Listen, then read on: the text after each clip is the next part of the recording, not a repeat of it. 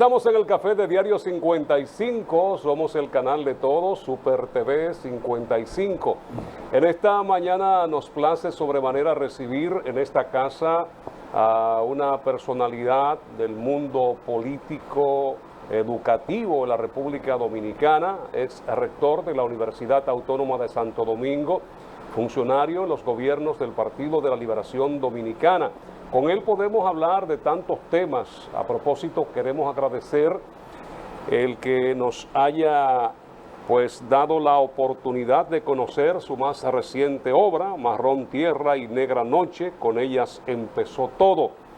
El doctor Franklin Almeida Rancier está con nosotros, recordamos, como secretario de Interior y Policía. Todavía no era ministerio.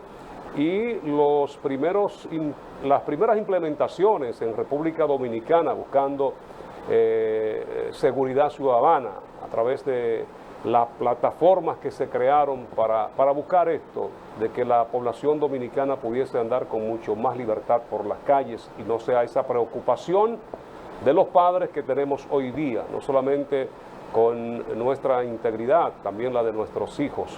Buenos días y qué gusto tenerle por aquí, doctor. El placer es mío, Frank Edison. Me complace mucho compartir este momento con ustedes. Soy cibaeño, nací en Altamira, Puerto Plata, por tanto me siento muy de la zona. Así es, estoy a la mejor disposición. Empecemos por esto, Marrón, Tierra y Noche. Y Negra Noche. Y Negra Noche. Bueno, esa es una historia novelada de todo el proceso de formación y desarrollo de las naciones americanas a partir del descubrimiento, más bien de la conquista y colonización llevada a cabo por los europeos, encabezados por Cristóbal Colón en ese momento. Esto es una explicación novelada, con ficción y con realidad, de tal manera que se lleva un paralelismo ahí donde más o menos el lector se entusiasma porque es una novela, la ficción sabe que es ficción, pero se le va llevando la realidad también de los hechos acaecidos en ese proceso. Marrón Tierra es la República Dominicana como nación. Tierra, Negra Noche es Haití. Y digo esto para que a ver si se me entiende un poquito. Marrón Tierra, porque la tierra puede ser marrón, sí, puede ser morena, sí es, puede ser gris y hasta rojiza, jabá, como dicen los dominicanos. Que dicen que la tierra negra da mejor, es mucho más fértil. Ya. En cambio, Negra Noche, la noche siempre es negra o no es noche. Y en el proceso de formación de las colonias, de las naciones americanas, se dio un proceso bellísimo y empezó originándose aquí, en la isla de Santo Domingo. En el caso de nosotros, colonia española, en el caso de Haití, surge posteriormente como una colonia francesa. Y fue la colonia más rica, la más rica de su época, más rica que las 13 colonias americanas. En el siglo XVIII era, en ese momento, la gran suplidora como colonia de Francia, con una población esclava de 452.000 esclavos. En cambio, nosotros apenas llegamos a tener, con mucho, 30.000 esclavos. En ello se daba una población más alta de esclavos, porque, por lo que explicaba, por la gran concentración productiva que tenía. ¿Qué pasa? En el proceso, a lo largo de 1, 2, 3 siglos, siglo XVIII, siglo XIX, siglo XX, para situarlo así, ya en el XXI, lo que va del XXI, la nación dominicana pasó de ser primero un conglomerado, después a una nación. ¿Cuándo un conglomerado humano pasa a ser nación? Cuando se dan estas características: arraigo, identidad y tradición y cohesión social. En nosotros se dio ese proceso. Cuando se forman las naciones, en América, entre ellas, en el caso nuestro. Entonces, se decidió, por iniciativa de los criollos, que eran descendientes de europeos, a liberar el bloque colonial de que se tratara y a formar entonces una república o un estado-nación, como se llama. Yo estoy tratando de rápidamente decirle, del conglomerado se pasa a la nación, de la nación a estado-nación. Hay estado-nación cuando ya se da una constitución y establece una autonomía de manejo y de independencia. En el caso nuestro el proceso con alguna precariedad se dio, pero se dio y se viene dando bien. E inclusive es un fenómeno interesantísimo que se produce a partir de la independencia nacional, donde derrotamos más de 11 veces a los haitianos en batalla que sufrimos frente a ellos. La batalla más importante, más estimulante, más decisiva fue la del 30 de marzo, que fue aquí en Santiago, y donde el general José Marín Ver se destacó, estando a la cabeza de las tropas dominicanas y habiendo sido puesto a la cabeza de las tropas 3 días antes de la batalla. Fue un genio militar, su actuación fue formidable. A su vez, ¿qué pasa con Haití? Bueno, Haití no pudo arrancar, pasó de colonia a república, pero a ellos no les interesaba la república realmente. A ellos les interesaba era la abolición de la esclavitud. Y ahí es donde Francia bloquea, especialmente a Napoleón, y hasta manda sus tropas. Y en el enfrentamiento entre los esclavos y el ejército napoleónico, murieron ahí 50.000 franceses y 100.000 esclavos. Wow. Fue una batalla cruenta, fuerte, pero ellos pasaron a ser república. Y sin embargo, en ese esfuerzo destruyeron parte de su riqueza. En ese esfuerzo, lo que eran el esclavo liberto, para presentarlo de alguna forma que se me puede entender, y no lograron desarrollar la nación haitiana. Haití pasó a ser un estado fallido y desde entonces lo es. Y lo que estamos viviendo hoy con Haití es que, como dice la gente de nuestros pueblos, del pueblo y de nuestro campo, aquellas aguas trajeron estos lodos.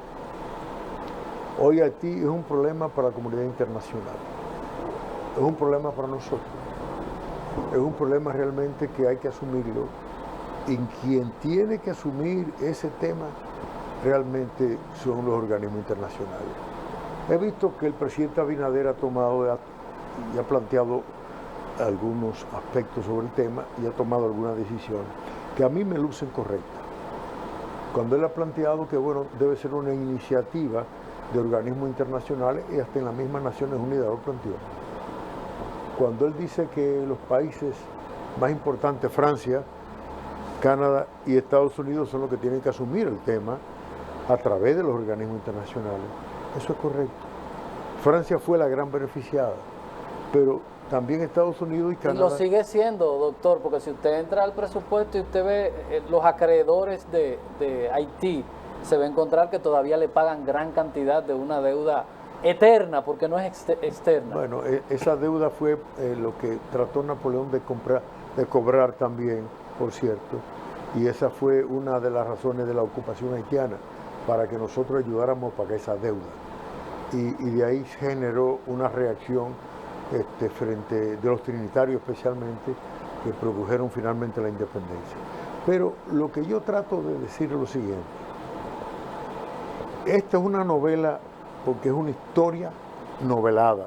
Es historia novelada para que la gente pueda entender el proceso entre la ficción y la realidad, y que les sea entretenida la lectura, porque la historia siempre les resulta árida a la gente. Sí. Personajes, fechas, y que no le explican bien los procesos, y eso confunde y da niveles de rechazo. Pero sale justamente en el momento más indicado. Yo empecé en la universidad a dar clases en el año 70, Me pasé 25 años siendo profesor de la universidad, terminé siendo profesor titular de la misma y llegué a ser rector de la universidad. Y esto lo concebí y siempre lo acaricié en hacerlo, pero yo decía, hay que escribir esta historia para que la gente, cuando la lee, lo pueda entender, asimilar y le pueda gustar. Y lo único que se me ocurrió a lo largo de tanto tiempo pensando en el tema era una novela. Y la empecé a escribir justamente hace 4 años.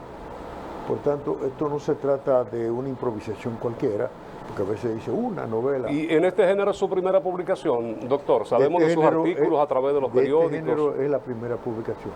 Tengo otras publicaciones ya, pero más bien con los temas políticos. Y en temas históricos vengo escribiendo en forma esporádica en los medios de comunicación. En el Listín publicaba siempre y en otros periódicos más. Y tengo una columna fija en el Caribe, por cierto, de todos los lunes.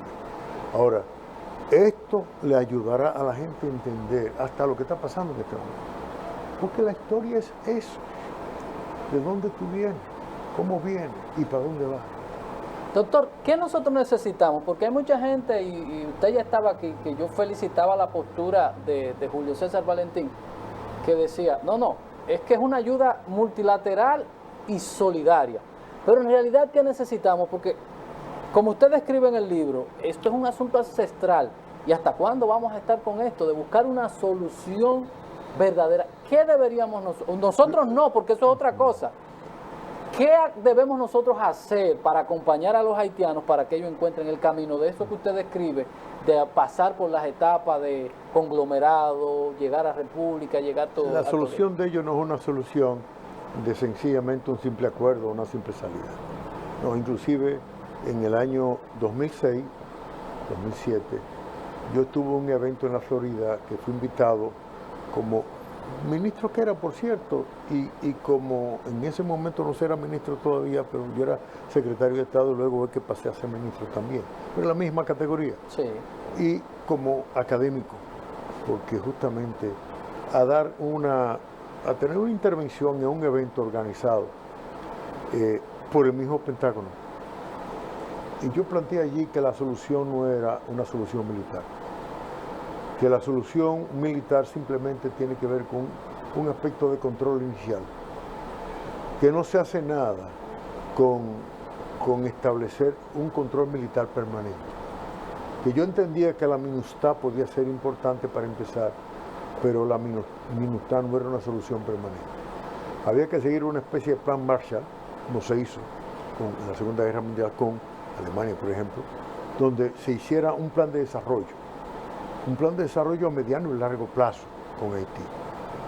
Si Haití fue en ese territorio que tiene Haití, la colonia más rica del mundo en ese momento, y bueno, eso está referido por autores acreditados, y ahí damos la fuente inclusive.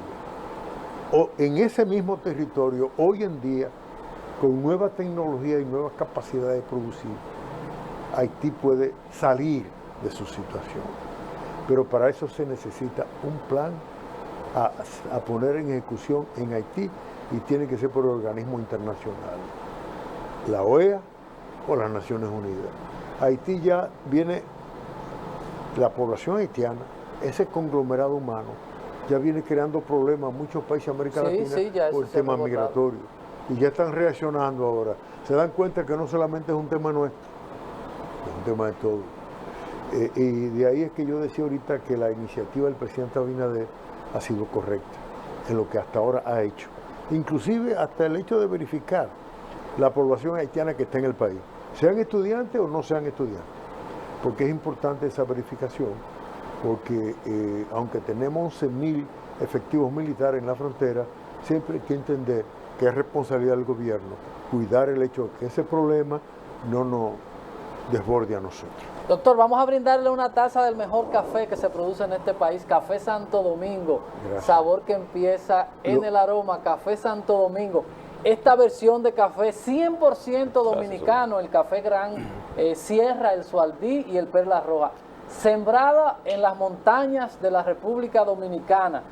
Cordillera Central, Rancho Arriba y en Polo Barahona. Estos climas especializados para la siembra y cosecha del café. El café Perla Roja, Gran Sierra y Suardí, que son estas 3 variedades de café aromatizados y con sabores y aromas totalmente diferentes. Café Santo Domingo, sabor que empieza en el aroma. Vamos a ir a la publicidad para continuar con este interesantísimo conversatorio que nos llegó en otro mejor momento para que nosotros podamos entender. Y estoy 100% de acuerdo, y Frank sabe que siempre lo decimos, no es llevar militares, sino una solución a mediano y a largo plazo para solucionar el tema de Haití, que no es solamente militar, sino social, cultural, económico y todo lo que necesita. Ojalá y la comunidad internacional pueda escuchar y hacer un plan, no militar, ni MINUSTAP, que duró 6-7 años ahí, el resultado fue 0, porque no se generaron las bases necesarias para cambiar la realidad haitiana. Publicidad y volvemos.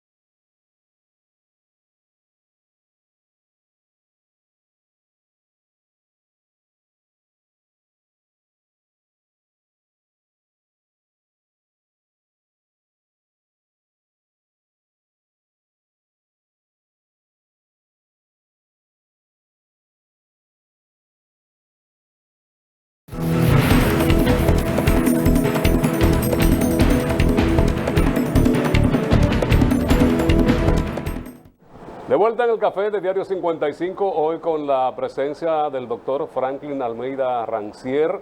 Con él muchos temas que abordar. Comenzamos precisamente con este que es el que ocupa la atención no solamente de República Dominicana, de todos aquellos preocupados porque Haití tenga mejor suerte, merece mejor suerte.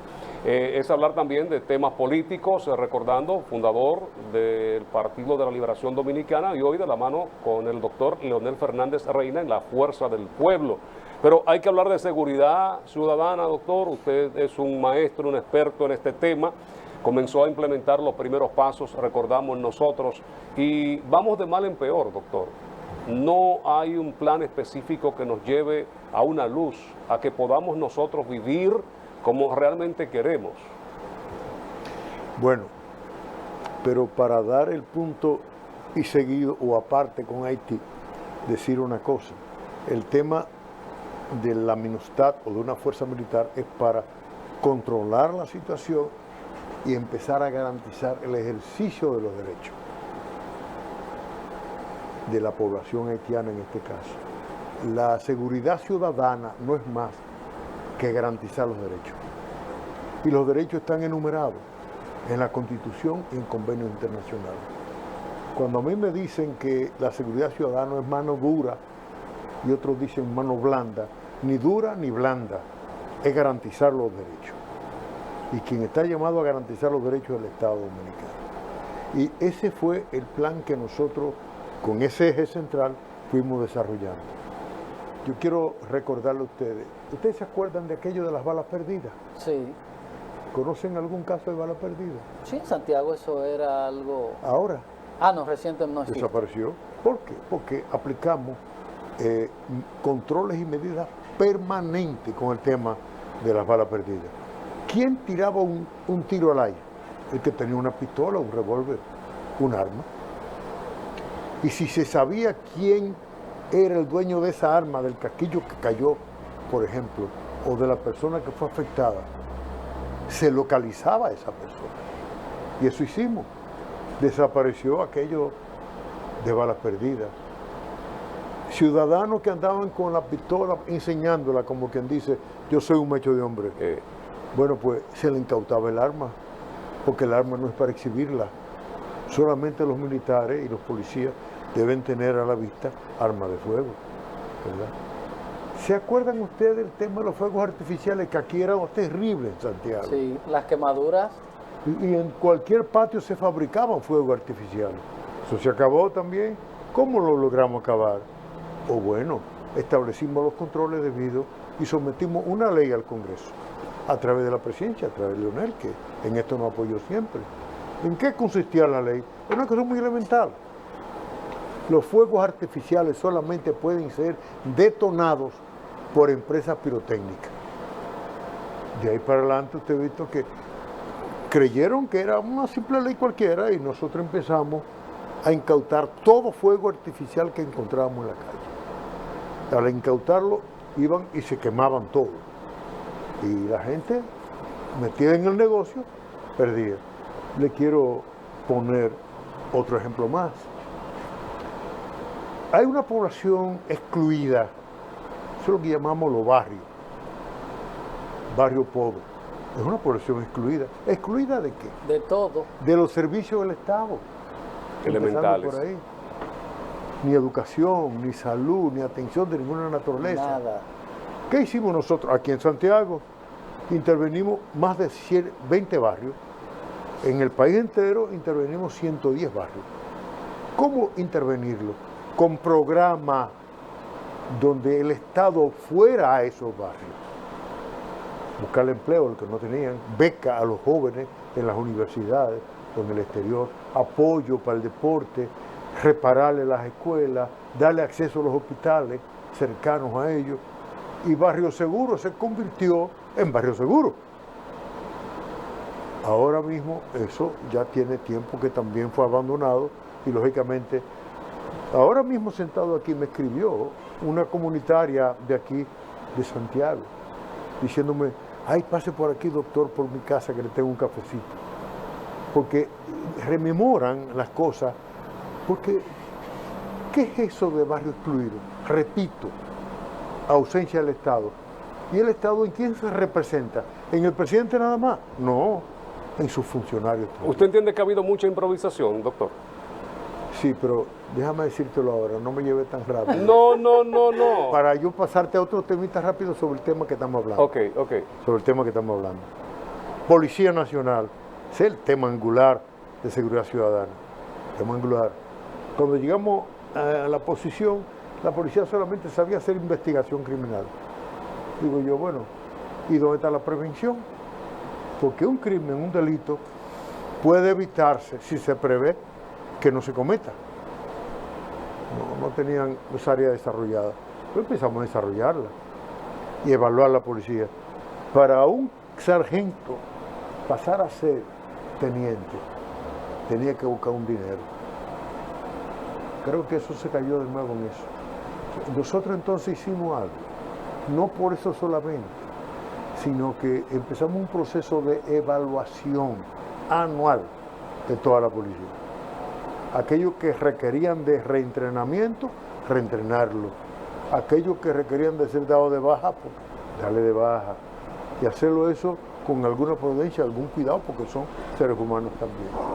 Bueno, pero además hicimos algo, formar nuevos policías. En eso nos ayudó la policía de New York, de New Jersey y de Colombia, justamente a dar entrenamiento, y las universidades dominicanas, la Ucamaima, la UAS, APEC, INTEC, etcétera, revisando, por ejemplo, los programas de aplicarle a esos policías que se formarían. ¿Cuáles eran los policías nuevos que íbamos formando? Perfil, jóvenes universitarios, tenían que estar en la universidad. Primer elemento importante. Requisito. Segundo, que supieran manejar, conducir vehículos de motor. No era que fueran a la policía a aprender a conducir, era que fueran y llegaran sabiendo conducir. 3, manejo del acto, manejo de la conectividad, y de la conectividad en data y la comunidad en voz. Porque cada móvil de estas policiales requería justamente eso. Y 4, que supieran preferiblemente un segundo idioma. Llegamos a formar 7.000. Eso luego lo desaparecieron cuando salimos de ahí. 7.000. El plan nuestro era formar más o menos 30.000. Porque esos 30.000 constituirían una presión para que mejoraran lo que estaban o que también pidieran su baja si era necesario. Lograr que la policía sea eficiente para programas de prevención, que es la clave. Porque si a mí me dicen, ¿y la investigación? Yo como abogado que soy, puedo decir, la investigación es materia del Ministerio Público. La policía lo que tiene que hacer es darle apoyo al Ministerio Público. Además, como dice la Constitución, el Estado es el garante de la vida. Y después que me maten, que digan que fue Fran que me mató, ya está bien, Fran va a cumplir, pero ya me mató. Que es lo fundamental, lo que debemos es prevenir. Yo siempre he dicho, doctor, que aquí ha habido... Para terminar con este poquitico, para yo cerrar ese capítulo, no sé si usted quiere seguir con Sí, claro, seguimos ahí. Ellos decir entonces, se habla de reforma policial, bueno, pero nosotros con las armas de fuego, cuando llegamos ahí, 25.000 personas con armas registradas, con armas de fuego. No es posible, no es verdad. Aquí hay más gente. Y justamente llegamos a 200.000. ¿Qué pasa cuando tú registras el arma de fuego? Que tienes cuidado en usarla. ¿Por qué? Porque el uso implica tú dejar el rastro de esa arma que tú tienes en tu poder, tú la usaste. ¿Me explico? Hasta para la investigación criminal es importante y los controles preventivos también. Entonces, en las armas de fuego, nosotros desarmábamos a cualquier pareja que uno de los dos estuviera armado. ¿Cómo lo desarmábamos? Por recomendación del Ministerio Público, que nos pasaba a nosotros información, responsable nosotros, el control de las armas. Montamos un sistema también. Mire, ahí habían 600.000 dominicanos con fichas policiales. ¿Pero por qué? Decía yo. ¿Cuál es la ficha? La policía debe tener un registro, digamos, si se quiere, un registro, pero no para fichar a un ciudadano. Es para establecer antecedentes, cualquier cosa parecida, o algún tipo una de base comportamiento. De datos. La ficha la debe tener el control del Ministerio Público. Claro. Y así logramos pasarlo por ahí. A propósito, Fran, de tu pregunta, para mí uno de los problemas más serios que tiene Abinader y este gobierno es que los partidos a veces se dedican a buscar empleo para su gente y no le dan el apoyo necesario a quien está presidiendo. Y funcionarios que no se detienen en lo que hace el otro funcionario, sino piensan para sí mismos y entran en contradicción y en conflicto y reflejan incoherencia en un gobierno. Uno de los problemas que tiene que superar el gobierno del PRM, y hablo del partido PRM, es darle cohesión, coherencia a todo su staff de dirigentes. ¿Por qué lo planteo? Ustedes dirán, bueno, pero esta es una oposición rara. No, es que la oposición hay que verla ya en un plano diferente a como se veía antes. Claro. El opositor era hasta para tumbar un gobierno. El opositor era para perturbar. No. En la Fuerza del Pueblo entendemos que la oposición es para que mejore las condiciones de vida de los ciudadanos. Todo lo que pueda proteger a los ciudadanos. Y si le pedimos al presidente Abinader, como lo hizo Leonel, no es momento para una reforma fiscal, y él accede, el presidente Abinader, a no hacer la reforma fiscal. Bien, eso es bueno, eso contribuye a gobernabilidad. Si hay gobernabilidad hay democracia, me explico. Y si hay democracia, se puede trabajar sobre la población sin que ella se sienta amenazada. Ahora le estamos diciendo, no toquen la tarifa eléctrica. ¿Por qué? ¿Por qué planteamos esas cosas? ¿Es por populismo? ¿Es por complacer a la gente? No, es porque es una imprudencia también. Crisis sanitaria que generó una crisis económica, sí, y ambas una crisis social. Mucha gente desempleada, gente llena de angustia, y tú le dices, la tarifa eléctrica te va a aumentar.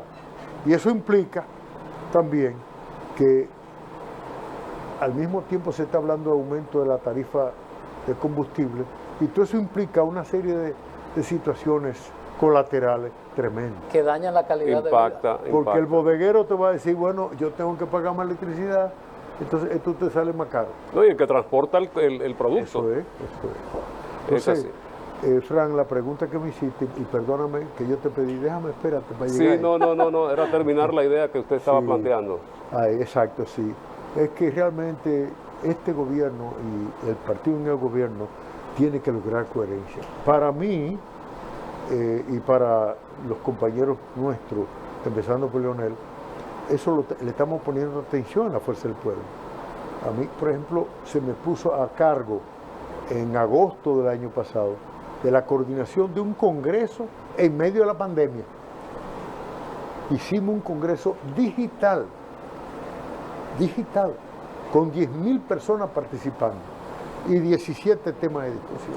Vamos a ir a la publicidad. Y mire, el doctor desde afuera lo tiene más claro que muchos amigos. Esto no es de empleo, es de coerción.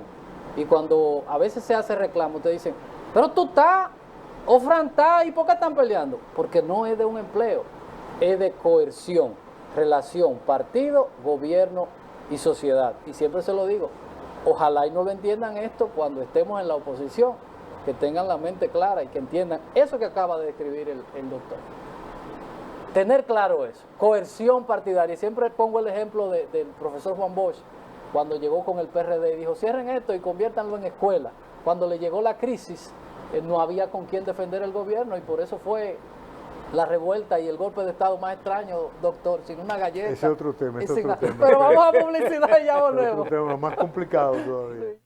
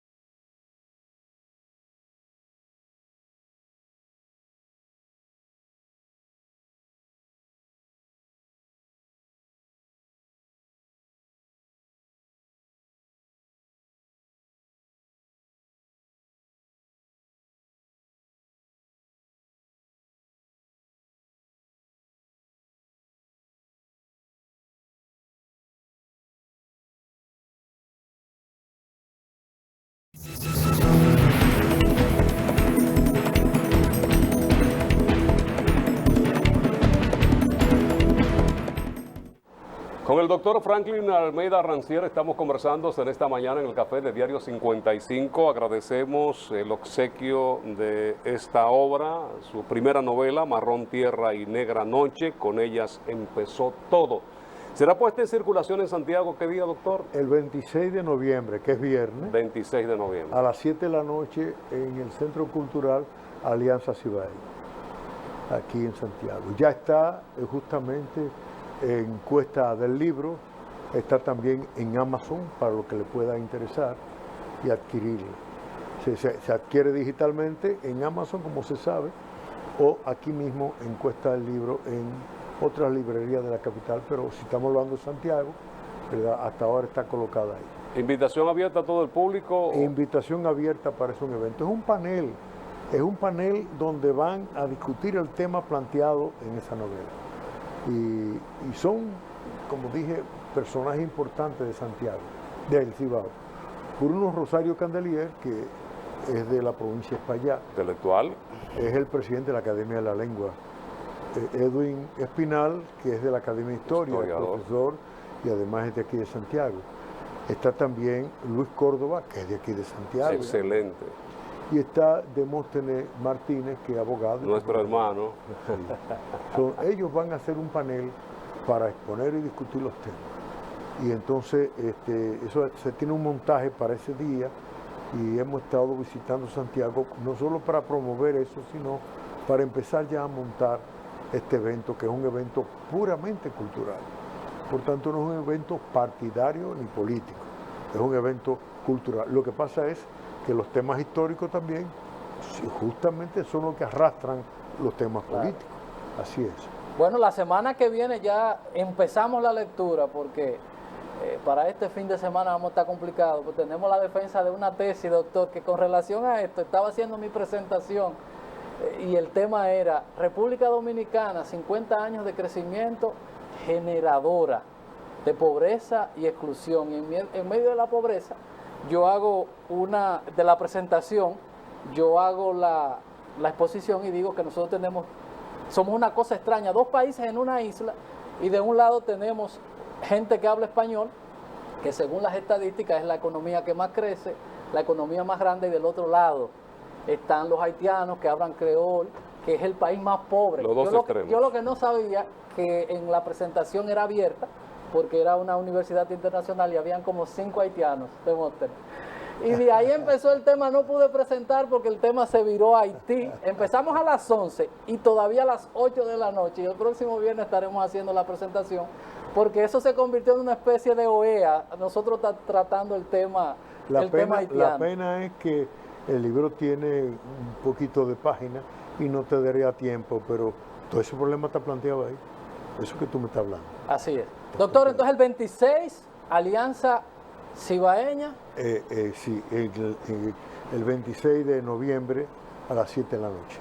Invitación abierta para panel. Y a ustedes lo queremos, lógicamente. Claro. La continuidad en primera fila, allá si llegan estaremos, temprano, Dios en la segunda delante. fila, si llega un poco Allá más. estaremos La compartiendo. continuidad del doctor. Estado. Yo siempre he resaltado aquí dos hechos importantes en materia de, por ejemplo, en el caso tributario. Aquí del 1992, esa gran reforma fiscal que hizo Balaguer y ese programa que usted hizo, que siempre lo reconocemos, que es el único programa que hemos visto de seguridad, porque el resto lo que vemos es traigan al general fulano para que caigan a patar. La continuidad del Estado, de ver, pero lo hizo Franklin, y a veces muchos amigos me critican porque yo digo, no, es que si alguien, no importa el color, hace algo que está correcto, ¿por qué no seguirlo? Eso es importante que tú señalas, porque la continuidad del Estado es hasta un principio constitucional, porque es el funcionamiento del Estado. No importa quién entre o quién salga. En definitiva, entrar o salir tiene que ver también con la misma característica del Estado, si es un Estado democrático. El que tenemos nosotros es un Estado social democrático y de derecho, y así lo enuncia la Constitución. La continuidad del Estado debe ser siempre que no importa quién llegue, debe enriquecer lo que encuentra, mejorar lo que hay, si hay que mejorar, pero no desconocerlo.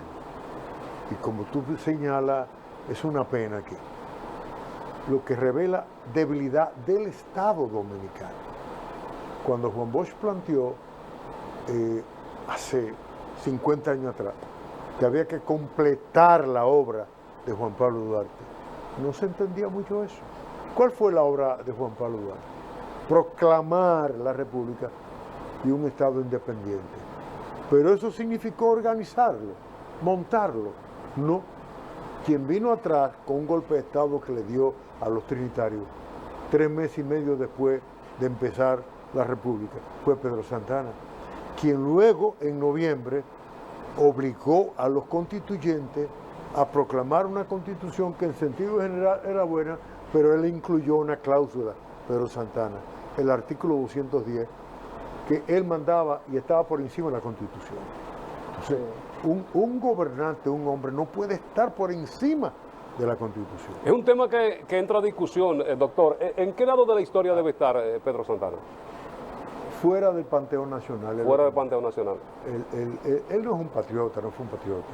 Y cuando le tocó pelear el 19 de marzo, se recluyó en Sabanagüey y Baní. Y tuvo Duarte que ejercer alguna presión sobre la Junta y la Junta sobre Pedro Santana. Y llegaron a dudar de su valor militar. Gracias a lo que ocurrió 11 días después, el 30 de marzo aquí en Santiago, eso levantó el espíritu, el ánimo y la disposición del pueblo dominicano.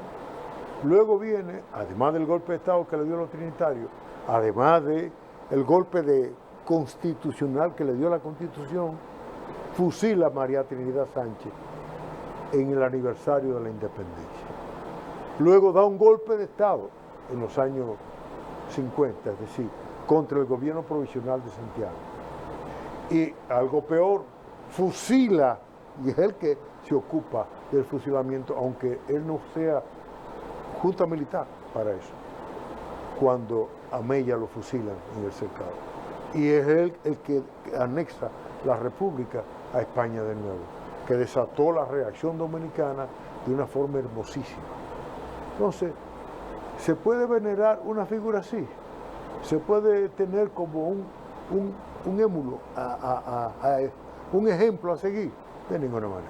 Doctor, desde niño yo escuchaba la frase que lo usaban mucho los PLDistas, lo usaban los PRDistas, criticar a Balaguer por su modelo económico, varilla y cemento, y esa poca inversión en la gente que hemos visto últimamente. Nos enfocamos en grandes avenidas, en túneles y todo eso, y cuando nos miden es la economía más grande de la región, la economía que más crece, pero cuando pasamos al plano humano, el país con más niñas embarazadas, más hogares monoparentales, un país con menos movilidad social y todas esas cosas. ¿Qué nos ha faltado? O los políticos se enfocan más porque tal vez la inversión que hago en el desarrollo social no se ve, no puedo decir hice esto porque no queda la obra que se vea como si se ve una carretera o se ve la placa de algo que hice. ¿Qué nos ha pasado y qué nos ha faltado que no hemos roto ese modelo de la varilla o cemento, o equilibrar eso? Porque de verdad, lo que le damos seguimiento a las estadísticas, a veces nos sorprendemos con las cosas en materia de desarrollo social que tenemos en el país. Mira, cuando se organizan los estados en el siglo XVIII, siglo XIX, básicamente el XIX, en el XVIII empezó con Estados Unidos, se invocó la necesidad de gobiernos democráticos, pero la necesidad también de crecimiento económico. Y en el proceso se dieron los dilemas siguientes. Para lograr crecimiento económico sostenido, lo mejor eran las dictaduras. Y las dictaduras eran las que se utilizaban como mecanismo para que la economía creciera. Una sociedad sin un crecimiento económico tiene dificultades, pero una sociedad con crecimiento económico, pero en dictadura, tiene también dificultades. Y realmente te puedo decir, como una apreciación histórica, no porque esté apasionándome en un ángulo, de que, por ejemplo, Juan Bosch prefirió que lo tumbaran, y yo lo sé porque yo era de la juventud del PRD y en ocasiones, hablando con él, nosotros los jóvenes, él llegó a decir, me van a tumbar, pero no vamos a sesgar la libertad. Quieren que pasemos todas las empresas del Estado al sector privado. Quieren que persigamos a los izquierdistas, no lo vamos a hacer. Que nos tumben. Y así fue. Lo que no iba a perecer nunca era la libertad, porque la libertad es necesaria para también la iniciativa de sectores privados que quisieran lanzarse a la producción. Pinochet fue un dictador, pero Pinochet logró que la economía chilena creciera. Sí. Franco fue un dictador, a lo mismo. Trujillo fue un dictador, lo mismo. ¿Dónde estuvo y dónde está la riqueza que estando nosotros encabezados por Leonel hicimos en el país? Que cuando Balaguer nos entrega al país, porque fue elegido Leonel en el 96, el Producto Interno Bruto estaba en 18 mil millones de dólares. El Producto Interno Bruto es toda la riqueza que una sociedad produce en un año. Eso se calcula y estaba en 18 mil millones de dólares. Cuando Leonel a los 4 años termina su mandato, el Producto Interno Bruto estaba en 22 mil millones de dólares. Creció 4 mil millones más. Eso era un crecimiento anual y sostenido. Bueno, vino atrás Hipólito y con esas cosas que tiene Hipólito y el PRD de entonces, ¿verdad?, quebraron la economía y la economía de pronto pasó de nuevo a 18 mil millones de dólares y se desplomó de golpe, la prima se metió en 60 por 1, ese tipo de cosas. Leonel gana las elecciones del 2004 y todavía no es presidente cuando en la transición ya va mejorando la economía, porque en política la confianza vale más que cualquier cosa. Sí. Usted puede tener todo el dinero del mundo que usted quiera. Usted puede tratar de con ese dinero engañar a la gente, pero la gente termina desengañándose en algún momento y lo más sagrado que puede tener una persona pública, sea político o no, es confianza, es que tenga confianza, aunque sea en su propio medio ambiente. ¿Qué hicimos nosotros en consecuencia del 2004 para acá? Crecimiento sostenido. Aún en los gobiernos de Danilo último, crecimiento sostenido. Desarrollamos toda una política en ese sentido. Si crece la economía como creció, Leonel se la dejó a Danilo en 65 mil millones de dólares el Producto Interno Bruto. Danilo lo llegó a situar en sus 2 gobiernos hasta 80 mil millones de dólares. Al crecer la economía, ustedes habrán sentido, y yo lo veo aquí en Santiago, yo viví en Santiago, yo estudié en primaria aquí en Santiago, hay una movilidad social importante. Santiago no es el Santiago de hace 20, 30, 40 años, de ninguna manera, igualmente que el país. Una movilidad social muy grande, fruto no solo del crecimiento de la economía, que lo es, Sí. aunque esa economía ha crecido con medidas regresivas en materia fiscal, lo que hace que el ITEVI es lo más odioso que pueda haber como medida fiscal, porque lo paga los pobres y lo pagan los ricos, y luego los ricos se quedan con el ITEVI porque no lo declaran.